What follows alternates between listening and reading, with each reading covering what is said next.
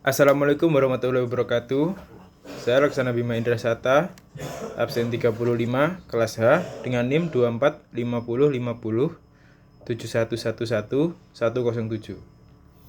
Video ini dibuat untuk memenuhi tugas UTS semester ganjil. Kali ini saya mengangkat sebuah kasus, yaitu warga Boyolali dan Magelang krisis pakan ternak dikarenakan hujan abu Merapi. Hujan abu dampak erupsi Merapi melanda sejumlah wilayah di Kabupaten Boyolali dan Magelang. Dampaknya, warga kesulitan mendapatkan stok pakan untuk ternak mereka. Erupsi Gunung Merapi sejak Sabtu, tanggal 11 bulan Maret 2023, telah berdampak turun hujan abu beberapa kali di 3 desa Kecamatan Selo, yaitu Desa Tlogolele, Klakah, dan sebagian Jerakah. Lahan pertanian berikut tanamannya hingga atap rumah penduduk tampak memutih diselimuti abu vulkanik yang cukup tebal. Sementara itu, pemerintah Kabupaten Boyolali sudah mendata jumlah ternak yang terdampak hujan abu Gunung Merapi. Asisten 2 Setda Boyolali, Insan Adi Asmono mengatakan, total ada 3.100 ekor sapi dan 650 ekor kambing yang tersebar di 3 desa itu.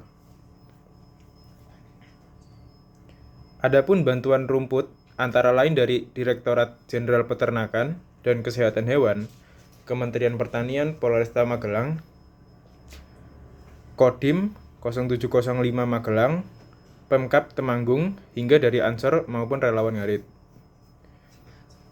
Kepala Balai Besar Pembibitan Ternak Unggul dan Hijaukan Pakan Ternak, Baturaden Sintong HMT Hutasoid mengatakan, bantuan pakan dikirimkan untuk ternak terdampak di Kecamatan Dukun meliputi Desa Gerinjing, Paten, dan Sengi. Pakan ternak dikirim dalam 3 truk, masing-masing kurang lebih 7 ton.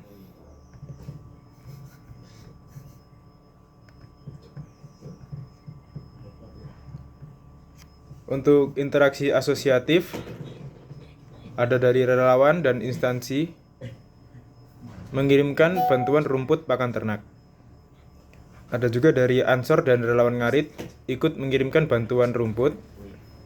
Dan 3 pemerintah Kabupaten Boyolali mendata jumlah ternak yang terdampak hujan abu Gunung Merapi. Dan terakhir dari BBP TUHPT, yaitu mendistribusikan bantuan pakan ternak. Dari relawan dan instansi, berbagai relawan dan instansi seperti Direktorat Jenderal Peternakan dan Kesehatan Hewan Kementerian Pertanian, Polresta Magelang, Kodim Magelang, dan Pemkab Temanggung telah bekerja sama untuk mengirimkan bantuan rumput pakan ternak. Ini merupakan bentuk interaksi sosial asosiatif karena mereka berkolaborasi untuk memberikan bantuan dan solusi kepada warga yang terdampak. Kedua, Ansor dan relawan Ngarit, kelompok-kelompok ini turut serta dalam memberikan bantuan, menunjukkan kerjasama komunitas dalam menghadapi situasi krisis. Yang ketiga, pemerintah Kabupaten Boyolali berperan dalam mendata jumlah ternak yang terdampak dan mungkin berkoordinasi dengan pihak lain untuk mengatasi dampak erupsi. Keempat, itu dari BBP TUHPT, yaitu Balai Besar Pembibitan Ternak Unggul dan Hijaukan Pakan Ternak. Mereka turut serta dalam mendistribusikan bantuan pakan ternak dan bekerja sama dengan berbagai pihak untuk memastikan bantuan agar tepat sasaran. Untuk analisis tipe interaksi, dalam berita tersebut, hubungan Geselkaf antara masyarakat yang terkena bencana dengan instansi pemerintah dan organisasi formal yang memberikan bantuan seperti Direktorat Jenderal Peternakan dan Kesehatan Hewan dan yang lainnya. Mereka terlibat dalam hubungan yang lebih formal dan terorganisir untuk memberikan bantuan kepada warga yang terdampak. Kestabilan kelompok sosial pihak-pihak yang berinteraksi. Kestabilan kelompok sosial yang terlibat dalam interaksi di berita tersebut dapat dianalisis dari 2 perspektif, Kemenskaf dan Geselskaf. Dalam konteks Kemenskaf, warga desa-desa seperti Tlogolele, Klakah, Jerakah di Boyolali, dan Gerinjing, Paten, serta Sengi di Magelang menunjukkan kekuatan solidaritas yang tinggi. Meskipun mereka mengalami krisis pakan ternak akibat hujan abu vulkanik, mereka tetap saling membantu, misalnya dengan cara mencuci rumput sebelum diberikan ke ternak. Lalu tindakan kolektif ini menunjukkan bahwa mereka memiliki ikatan sosial yang kuat yang berfungsi sebagai stabilisator kelompok sosial mereka. Ketergantungan sosial. Komunitas-komunitas ini sangat bergantung pada satu sama lain dan pada sumber daya lokal. Karena itu, kestabilan mereka cukup kuat selama ikatan sosial dan tradisi gotong royong terjaga. Mereka rentan terhadap gangguan eksternal seperti bencana alam yang bisa menguji ketahanan komunitas. Yang kedua, dalam konteks Gesellschaft, pihak-pihak seperti Direktur Jenderal Peternakan dan Kesehatan Hewan dan lain-lain bekerja dalam struktur yang lebih formal dan terorganisir. Kestabilan mereka tergantung pada efisiensi birokrasi, ketersediaan sumber daya, dan koordinasi antar lembaga. Dalam berita tersebut, kemampuan mereka untuk merespon krisis dengan cepat menunjukkan bahwa kelompok sosial ini cukup stabil. Konektivitas antar institusi. Stabilitas kelompok sosial ini juga ditunjukkan oleh kemampuan mereka untuk bekerja sama dan saling mendukung dalam memberikan bantuan. Contohnya, bantuan pakan ternak yang diorganisir oleh berbagai pihak menunjukkan bahwa ada jaringan kerjasama yang baik antar berbagai institusi. Lalu ada manfaat mengetahui tipe kelompok sosial. Berikut manfaatnya adalah yang ke-1, mendapat pemandangan yang lebih baik tentang dinamika sosial. Kedua, meningkatkan efektivitas dalam pengambilan keputusan. Ketiga, memperkuat solidaritas dan kohesi sosial. 4, efisiensi dalam penyaluran bantuan dan sumber daya. Unsur-unsur dan penjelasan apa yang terjadi pada kasus krisis pakan ternak akibat hujan abu Merapi yang melanda Boyolali dan Magelang. Yang pertama, sistem teknologi. Teknologi yang digunakan warga untuk membersihkan rumput dari abu sebelum diberikan kepada ternak, serta upaya pemerintah dan lembaga untuk mendistribusikan bantuan pakan menunjukkan adaptasi teknologi sederhana, seperti mencuci rumput, dan penggunaan alat transportasi, truk, dan armada untuk mengatasi masalah ini. Kedua, organisasi sosial. Dalam situasi ini, ada kerjasama sosial antara warga, pemerintah, dan relawan yang menunjukkan pentingnya solidaritas dalam masyarakat. Bantuan dari berbagai instansi menunjukkan adanya jaringan sosial yang terorganisir untuk membantu peternak yang terdampak. Yang ketiga, sistem pengetahuan. Pemahaman tentang dampak abu vulkanik terhadap pakan ternak dan bagaimana cara menanggulanginya mencerminkan adanya pengetahuan lokal yang beradaptasi dengan kondisi alam yang sulit. Keempat, sistem religi. Meski tidak disebutkan secara eksplisit dalam berita tersebut, konteks masyarakat yang tinggal di sekitar Gunung Merapi seringkali terdapat kepercayaan dan ritual yang berkaitan dengan gunung dan bencana alam. Erupsi Merapi mungkin juga mempengaruhi aspek spiritual dan budaya masyarakat setempat. Berdasarkan unsur-unsur cultural universal yang telah disebutkan, berikut adalah beberapa solusi yang dapat diterapkan untuk menangani krisis pakan ternak akibat hujan abu Merapi. Yang pertama, sistem ekonomi dan subsistensi. Diversifikasi sumber pakan. Warga bisa didorong untuk menanam tanaman pakan yang lebih tahan terhadap abu atau menyiapkan stok pakan alternatif seperti jerami kering atau pakan fermentasi sebelum musim erupsi Merapi. Bantuan pemerintah. Pemerintah dapat memberikan subsidi pakan atau mengalokasikan anggaran darurat untuk menyediakan pakan ternak secara gratis atau dengan harga terjangkau bagi peternak yang terdampak. Kedua, sistem teknologi.